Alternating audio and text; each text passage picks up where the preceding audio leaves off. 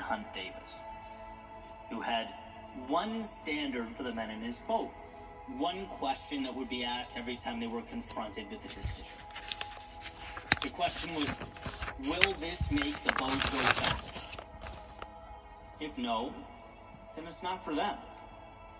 And this framework guided their journey. This contributed to their success, this clarity, this line of sight. It's an awareness we can all learn from.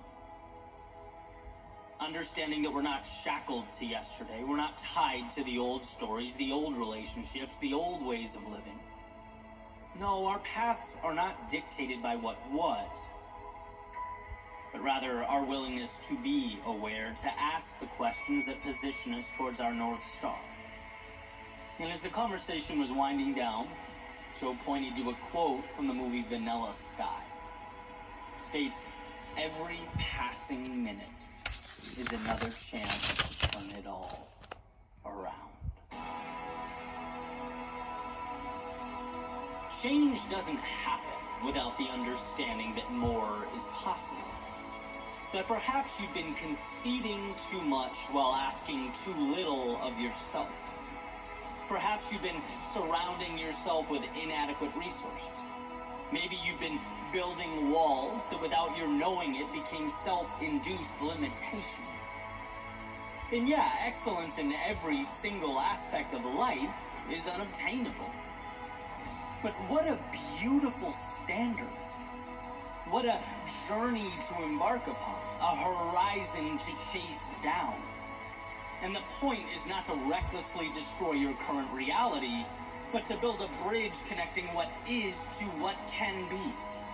It's loving the reflection in the mirror enough to know you are better. You can be better. You will obtain better. You need not be perfect or flawless, but you must be willing.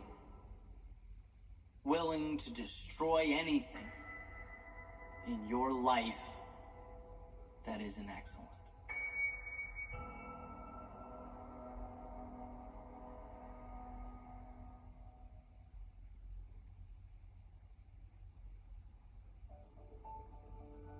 The world reflects back at us what we currently are.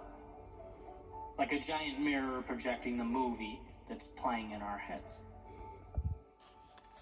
We lay on the horn in traffic, not when we're at peace with ourselves, but when we're in duress. We gravitate towards the negative, not when we're living in abundance, but when we're living in scarcity. We quit, retreat, contract, not when we're confident in the road ahead, but when we're doubtful, alarmed.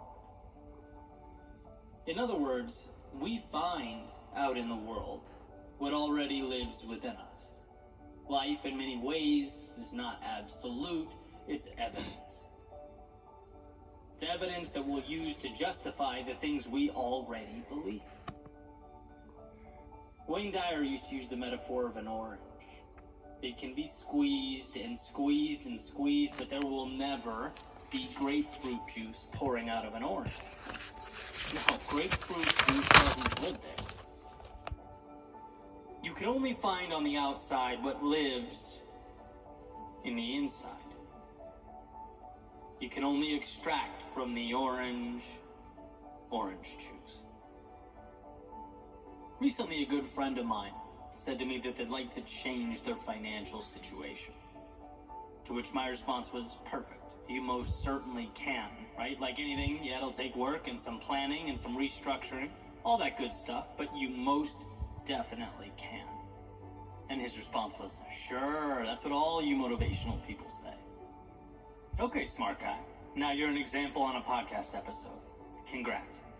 Why? Because you want the people around you to realize how much is possible for themselves.